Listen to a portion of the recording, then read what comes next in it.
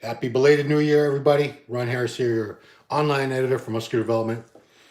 And haven't gone live since 2021. It's been quite a long time. Thought I'd start the year off with a live talking to you guys. Curious about what your goals are this year for fitness, physique, can be anything. Strength goals, body weight goals, body composition goals, gains you want to make, fat you want to lose, anything. I'll start with mine, then I'm going to go to the phones, see what you guys have, and if you have any questions, of course, I won't be able to lay out like entire diets or workouts for every person, but if I can be helpful at all, give you a couple tips, I'm very, very happy to do so. So I'll start with my goals. I had initially thought about competing, and even though that's not 100% off the table, yeah, not so sure. I'm really not so sure. Just for health reasons, just knowing what I would want to do, what I would want to look like if I was going to get on stage going for my pro card. And I would not compete again unless I stood a very, very good chance of turning professional. I started competing in 1989. It's a lot of time, effort, and money to get ready for a show. It would make my actual job a little tougher for sure, trying to squeeze all the extra meals and cardio and posing and tanning in. So right now, my goal is get in really, really good shape around July, August, and do a couple photo shoots with local photographers that I know. We have a couple good ones around here. One is a guy named Steve Mark, who actually does very, very good photography. That I posted a lot of shots from 2011 and 2013, especially. He shot me. The last couple times I competed, he shot me, and I'm very glad because those are the only photo shoots I had. We also have Sacred Savage photography at my gym. We have a couple photographers that stop by my gym. Anyway, that's it. I do want to get into really good condition, really shredded, and just take some pictures. Take some pictures to remember them by. If things line up and a contest is timely in a manner that it doesn't interfere with the contest coverage, because is when I'm covering contests for MD, it's an entire weekend of just producing content. There's really not much time to eat, not much time to sleep. It's really the eating. You're up front with the photographers. I'm basically a photographer now, uploading pictures live onto the MD site with the help of our team. And yeah, sitting there, I can't be shoveling food into my mouth every 2 hours on the dot like I would need to compete. Anyway, enough about me. That's plenty about me. Let's get to you guys. Let's hear what you have to say. I want to hear what you guys, because everyone can have different goals. Oh, why is this sideways? What the hell? Huh. Shouldn't be sideways. Huh. That is very strange. If I turn it like this. Let's see. Damn, do I have to turn it like that? That's strange. Orientation is locked. Huh. Hang on, guys. I gotta rotate the device back. Sorry. What the hell? I guess I'll just do it like this for now, guys. I don't want to stop the video just to do that. So it's gonna look like this. I'm sorry. My apologies. So here, if you're 40 pounds over, should you do 1 gram per pound or for lean mass? So 40 pounds over, should you do 1 gram per pound? You mean 1 gram protein? When I do my protein intake is based on just total body mass. I've heard a lot of people say you should just base it on your lean mass. So if you're 200 pounds and you're 20% body fat, that would mean you have 100, 20, 40. You would have 160 pounds of lean mass, so you'd be taking in 160 grams of protein a day. I think it's just easier to go by a gram to a gram and a half per pound of body weight. That's what I do. It works very well for me. Yeah. Next question was, do I think melodium is good as a PED? What is melodium? I don't even know what that is. I know I sound like an ignoramus now. What's melodium? Sounds like a radioactive isotope, like plutonium or uranium. In that case, I would not be ingesting it. That sounds dangerous. Yeah.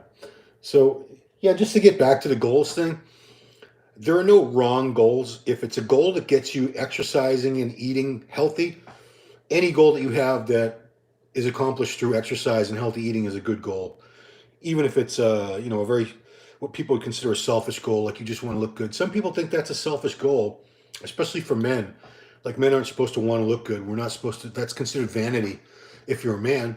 But of course, if you're a woman, it's assumed that you want to look good, and that's fine and dandy. So I apologize for this, guys. I don't know why the orientation lock was on. Uh, so, like I said, if your goal this year is to get in really good shape, leaner than you've ever been before, that's an excellent goal. That'll drive you.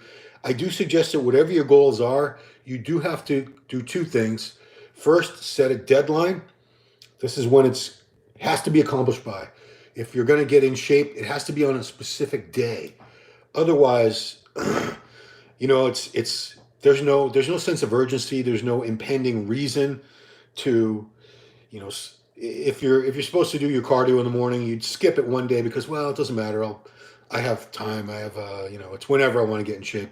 And I find that when you give yourself too much time where there's no deadline, a lot of times we just never get anything done. There's that old phrase, I'll do it, I'll do something, whatever it is, when I get around to it. And most people never get around to it because there's no really urgent reason to do what you're supposed to do. So first thing is set a deadline for sure. Set a day, specific day. Maybe it's like August 15th or July 4th, or it can coincide with going away on vacation you want to look good for.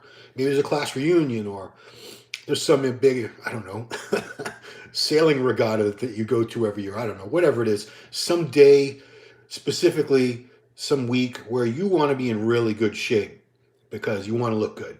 So the second thing you need to do after that is put a plan together. Get a really solid plan, a very specific plan, how you're going to accomplish that. So if right now you get your body fat tested and you're at 20% and you want to be at 10% by July, you need to lay out a plan. What's my diet going to look like? What do I need to eat? How much cardio do I need to do? You need to get all that in place and follow that plan, execute that plan. That's why people hire coaches, because coaches basically come up with the plan for you and then you just execute it. You don't need a coach to do that. It's very, very useful to have a coach because it takes a lot of the guesswork out and you have that accountability, and they're messaging you all the time saying, did you stick to your diet? How was your workouts? Did you get all your cardio in this week? Send me the pictures. I need to see what you look like. There's accountability. But you don't need that if you can be accountable to yourself. It's a little more effort. It requires a little more discipline for sure. Next question. My goal is definitely compete. This is Mitch Fuminage, the Mind Sledge. My goal is definitely compete in my first NPC show. That's a great goal. I really believe competing is something everyone should try once, just once. You might hate it, say that was interesting, but I'm never doing it again. You might love it and say, man, that was awesome. I can't wait to do it again. For a lot of us, that's the experience. Is you have such a good time at the show, regardless of how you place, that you just want to do it again. And even if you don't place well, a lot of times it's a huge learning experience. You'll see why you didn't place as well as you wanted to. Why didn't I win? Sometimes it might be out of control. It's like the people that beat you had better genetics, but a lot of times you'll say, well, the guy that beat me, or the two or three or four or five guys that beat me, they were leaner, or they had better stage color, or their posing and presentation was really solid. They look confident up there. And you might review your own footage, however you take that on a phone or whatever, and say, wow, I looked scared up there. I was really awkward in my posing. You'll learn a lot of things in that show. You'll learn, and just doing the whole prep, the contest prep, you learn a lot about yourself, man. You learn how strong you can really be. You can avoid temptation. You can forge this new discipline to get up at 5 in the morning to do your cardio, to prep all your meals and take them with you wherever you need. And another thing, finally, why compete? It's for a lot of people, that's the only time you're ever going to see what you look like really, really lean. It's very hard for most people, including me, to get super, super shredded just for the hell of it, or just for some pictures or whatever. But a competition, you're going to be up on that stage, bright, bright lights, a panel of judges, an audience, all eyes on you, little teeny trunks. Geez, you better be in damn shape. You better not have any, love handles or dimples on your butt or anything like that. You better be in shape. So it's a huge motivator.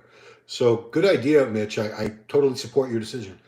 Okay, so Derek, meldonium was the drug that Maria Sharapova got banned for. It's a heart med from Latvia. Yeah, that seems really shady to me. Really shady. Why would you use something like that when there's so many other PEDs around that are they've been used for decades and decades, and they have track records. Tons of guys have used things like Test, Deca, D-Ball, Trend, Equipoise, Masteron, Winstrol, Anavar, Clenbuterol, thyroid meds, growth hormone. These things have been around for a very long time, and they have many, many millions of people that have used them. I'd be a lot more concerned about meldonium. I don't know why you would want to seek out that particular PED, which it just seems really esoteric when there's so many other options. Shiv Kumar Ipujar, sir, I want protocol. Please give me your number. I'm sorry, dude. No, no. I don't have time. I get all these inquiries, these DMs. I do a little tiny bit of coaching. I can't handle more than a few people, a couple, 3, 4 people at a time, just because I don't want to be up all night, and I'm lazy like that. I eat all my meals. I train a couple hours a day, and I have a lot of responsibilities with my job for MD. So I don't have time to be giving out, talking to people for hours and hours on the phone or whatever, giving out free advice. I just don't. I'm sorry, Shiv Kumar. Everything you want to know is probably on the internet if you Google it. Um, Protocol, I don't even know what protocol. Training, nutrition, drugs. I mean, the information is all out there for you. Next one, Mitch. Mitch, thanks, Sean. I've essentially done contest preps before for online competitions, so I know I can do the prep work. I'm looking for the gratification, fulfillment of competing on an actual stage. Yeah, you know what? It's really cool being on stage. I love it. I'm a ham. I always love competing. I love the thrill of competition. I love the fact that you train so hard, you diet so hard for, it's usually a 16-week prep. 16 weeks, 4 full months for one day. And some people say, well, that's stupid. All that time and effort for one day. But you know what? That's your one day where you are at your peak. Groomed, tanned, all the body hair shaved, all the body fat gone. Cut your water a little bit, and you're dry, you're tight. You're never going to look quite as good as you do on contest day, and you'll see things you'll see details in the muscles that you never saw before. That's why I say give yourself the gift of at least getting in really great shape once. And for most of us, the incentive we need to get in really good shape is a competition. For me, that's how it always worked. I've gotten in shape a few times, but do I get in the same condition as I would for a contest? No, that's an extra level. Like last summer, I got in really good shape and maintained it most of the summer. So for especially July and August, I was pretty damn lean. I was about what I would consider 4 weeks out. But to go from where I was, those extra 4 weeks that it would have taken of what I call dropping the hammer, really cutting the carbs, cranking up the cardio a little more, it would be tough. It would have been tough. For a competition, I would have done it for sure. Because, like I said, competition, those lights are merciless. They're brutal. You're being seen from every single angle. You can't hide anything. Lights are hot and bright. So you need to be just shredded these days. Shredded. Shiv Kumar, I'm glad you understand. Appreciate that. Mitch, oh, for sure. The goal contest is the map of the journey, right? Yeah. Hang on a second. Yeah, another thing about competition is there's so many categories now, divisions. There's something for everybody. If you're a woman, there's a lot more options, obviously. Women have bikini, figure, fitness, women's physique, wellness, women's bodybuilding. 6 divisions. Men have men's physique, classic physique, and bodybuilding. We have 3. They have twice as many divisions as us. But still, that's a good range. You don't have to be a huge guy to do well in men's physique. If you have a really nice taper, a good V taper, good solid midsection, some delts, some upper back, some arms, and you can do men's physique. You don't even need big legs, and they're never going to see your thighs. They'll just see your calves. But I see plenty of guys doing physique with very, very poor calf development. Doesn't seem to hold anybody's placings back or anything. And then, of course, classic physique. Classic is meant for guys who have really good shape, aesthetic, symmetry, and all that, but they're just not massive because there is a weight cap on for every height. I'm 5'7.5" now. I used to be a little taller. I always have to say that. I would have to get down to, I think it's 182, and I have not weighed 182 pounds since 1995 was the last time I was that light. For a contest, I was 181. I've never been that light ever, So that was 1995. Do the math. That's a long time ago, guys, because we're in 2022 now. So that's 22 plus 27 years ago. Wow. Let's see. Carmen Camaran. How to take 10-weight retard safely. I have no idea. There's nothing called retard. Retard is a really bad word. We don't say retard anymore. It's a. When I was growing up, we used that word constantly here in Boston, but it's a derogatory term for the mentally handicapped. We don't say that word, but I have a feeling that's not what you were trying to ask me. 10-weight retard. What does anybody know what that is? Does anybody know what he's talking about? That's Meldonium sounded vaguely familiar. It sounded like I'd heard that before, but this I've never heard of that. What is that? 10-weight retard. Yeah, guys. I appreciate all you guys watching. I know there's a language barrier, and I appreciate it because I know I speak English and half-assed Spanish, and that's it. I don't speak any other language, so I applaud all you guys from all these other countries who have such good English skills. It's impressive, and I appreciate it because I certainly don't speak your language. Mitch, again, I'm planning on entering bantamweight bodybuilding and classic physique simply for experience in both. I'm 5'4" at 146 right now. Okay, so you're not far off. Bantamweight, you would need to be under 143 and a quarter. So you're almost there now. Yeah. Yeah, classic is a really good option. It's obviously growing exponentially. It's overtaken open bodybuilding as far as the entries in the amateur level. You go to most shows now, there are more people in classic than there are in bodybuilding. And I think a big part of that is because bodybuilding it's all about extreme mass. You do have to be much, much larger than you should be, a lot larger than the average gym rat that goes to the gym and works out. So it takes years. It takes years. Even for the genetically blessed, it'll still take at least a couple years for guys with awesome genetics to be big enough to do well in bodybuilding. But for most people, it would take anywhere from 3 to 5 years at least to add enough mass to compete in bodybuilding and look like you belong up there, which is the goal. Stefan Todorovic. Stefan Flex from IG here. What's up? Thanks for dropping part 2 for us. Yeah, part 3 is going to be coming soon.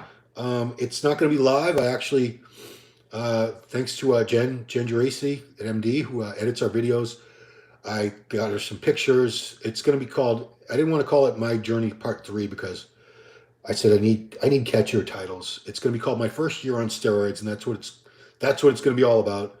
And I figured it needed to be documented with some photos, maybe a little video, and I got some of that, and Jen's going to incorporate those. So that's going to be dropping, but it won't be live because I thought that needed some visual support because I'm talking about the results I got from my first year on steroids. So you need to kind of see that, and I can say, here's what I looked like, and you can't really describe it. If they see a picture is worth 1,000 words. So I think I gave her about 9 pictures in a video. So yeah. Back to classic for a second. I think classic is really revitalizing competition for men because women had all these divisions. If you're a woman, pretty much any type of body now, there's something for you. There's some division where you're probably going to fit into if you're fit. Obviously, if there are no divisions for anyone where you're out of shape, nor should there be. This is a fit bodybuilding and fitness competitions. You're supposed to be fit. You're supposed to look really good. But women have this range from bikini, which is very, very slight, very little muscle development, not a lot of definition, all the way up to women's bodybuilding with massive muscles and crazy lean definition. So it's good that Classic came along to give another option for the men because there were a lot of guys who wanted to do bodybuilding and they probably tried bodybuilding, but they were just outmassed. They were getting beat simply because they weren't big enough. So Classic gives you the opportunity if you have really good shape, structure and shape, good aesthetics. You don't have to be massive. Of course, if you want to do very well in Classic, you're gonna have to put some muscle on because these guys like Ramondino, Bumstead, Rough Diesel, Urs, Alex Cambronero, Breon Ansley, these guys have a good amount of muscle. They might not weigh 300 pounds like Rami, but they're not small guys. They usually have smaller joints, so the muscles look bigger on them. I mean, if you ever stood next to, Ruffin or Bumstead or one of these guys, on the way they look on stage with the shirt off. In clothes, they don't look as massive, but when you see these muscle bellies swelling out from tiny joints, it's very, very impressive. Stefan, that was it. Was that the last one? Yeah. Nobody else has any goals? I know it's a weird time of day. Mitch again. Ultimately, my dream is bodybuilding, but I want to do my first competition natural just to see how I do. So I want to do both divisions, see what destiny has in store for me. Mitch, you're in a good spot.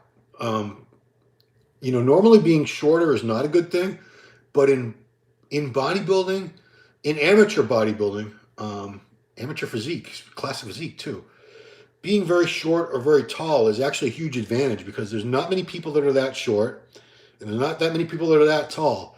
So if you want to turn pro, you'd be in like the shortest class, the A class, and there won't be that many guys. There's not going to be too many guys for like 5'2" to 5'4", and if you're like 6'7", you're golden because how many other guys are going to be 6'7" standing up there? Very, very few. You'll be in like the the classes go by letters, so it's like A is the shortest. Sometimes they go up to GH. GH. A, B, C, D, E, F, G, H. I don't think I've ever seen it beyond H. That's a lot of classes, a lot of height classes. James Gary, good afternoon, everybody. Yeah. Another thing I want to mention, Mitch, is because you're going to be competing at 143 pounds, you could be natural and you could turn pro. I've seen a lot of bantams turn pro naturally because you don't need a ton of muscle mass. You're a guy who's like 5'2", 5'3", 5'4". If you're 143 pounds with good structure, good shape, and you're getting very lean condition, you shouldn't need, if you need, there are obviously guys on drugs that are bantamweights, but I've seen plenty of guys who I knew for a fact, because I can usually tell by looking at people, they were natural and they did turn pro. Now, how are they going to do as a 212 naturally? Not very well. They're probably going to have to get on some stuff and put some size on. James Gary from Bayshore Athletic Club, also owner of Mas Monsta, Monstah clothing company. He's giving me a t-shirt soon, right? He says his goal is cut down to about 230 and about 10% body fat. That's a great goal. Makes you healthy too. And you have a boy, you have a son, you want to be healthy. Christian Liberty, I turned 40. I'm 15% body fat. Would like to get back to 8 to 12%. Don't really care at what weight. Just want a lower percent. That's a great attitude, Christian. Great name. That's my son's name. Because, I think a lot of times focusing on the scale and what you weigh really screws people up. It really does. Because you might think you're going to look a certain way at a certain body weight, but unless you're a competitor who's been dieted down many times, you really don't know. So you might say, well, I want to get down to, you might be 260 now and say, I want to get down to 240. But you get down to 240 and you realize, oh my gosh, I still can barely see my abs. I still have love handles. So that 240 weight wasn't really a good goal for you. It was good that you lost the weight. Don't get me wrong, but that's not as lean as you're not as lean as you want to be. Go by the mirror. You can go by body fat percentage if you want. I always love the mirror. I think the mirror is a great gauge. Stefan Todorovic, thoughts on GH? I know you've dabbled in over the last year. How is that going? Is it worth it? For me, the only thing I've noticed, I was using 4 units a day. I backed off to 2.5 units a day. It definitely keeps you leaner. Without any other changes in your diet, cardio regimen, anything else, GH keeps you leaner. And that's at those small amounts, like I think one will even do something for you, but 2 to 4 IUs, which is a very, very conservative, reasonable dose. That's like an anti-aging dose.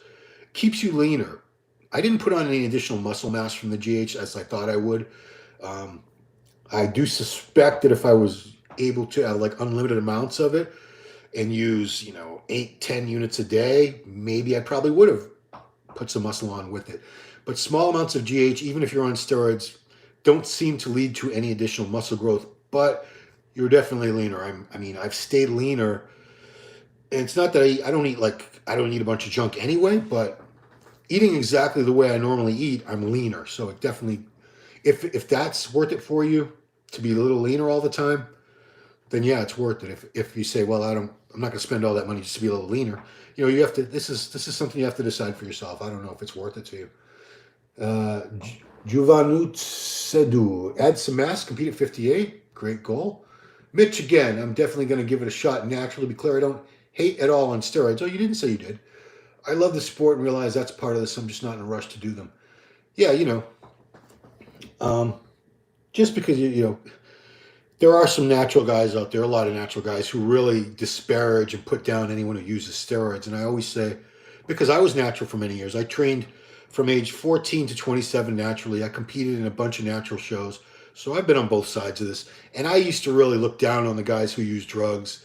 I thought less of them. I thought they were cheaters and morally corrupt and all this. And then later, once I went over to the dark side myself, I started realizing, well, it's just a personal decision. Nobody's forcing you to stay natural. You could use steroids if you wanted. Nobody said you couldn't. It's your choice. You're healthier. You're definitely not risking your health. You're saving a lot of money. You're not breaking the law. So be happy. Be grateful that this is your choice to stay natural. And you can't hate on the guys who use steroids because you could use them if you wanted to. Nobody's stopping you.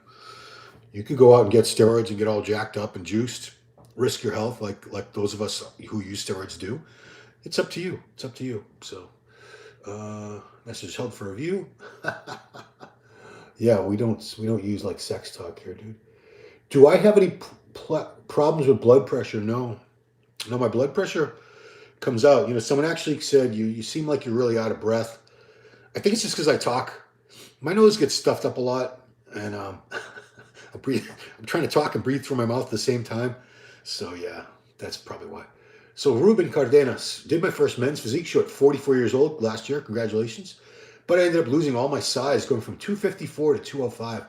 This year I'm hoping to put on more size, especially on my legs, and do open class. So the best way to avoid losing all your size when you diet down is to never get very fat in the first place. It took me years to figure that out. Yeah, I used to lose size all the time because I would crash diet. You can't lose 50 pounds without losing some muscle. You just can't. Maybe you could if you're like really juiced out of your skull and like grams and grams of shit. I don't know. But for most people, you will lose muscle if you go from trying to be overweight, really overweight, to shredded within a short span of time. So stay leaner, stay closer to contest condition. And the diet won't be as hard. You won't have to go crazy low on carbs or calories. You won't have to do hours of cardio a day. You can diet gradually and keep most, if not all, your muscle. Mitch, you're back again. To me, it's like car racing. You can put all kinds of nitrous in your car with the risk of blowing your engine. But if you can't drive the car well, you still won't win a race. Yeah. Whore Maxer. What age do you think is too old to run trend? I mean... it's a risk, it's a toxic drug. You got to look at your health markers. I'm 52. If I can use it and my health markers, my blood pressure, my kidney markers, all that are still fine, then I'm not too old. You could be 24 and have really terrible health consequences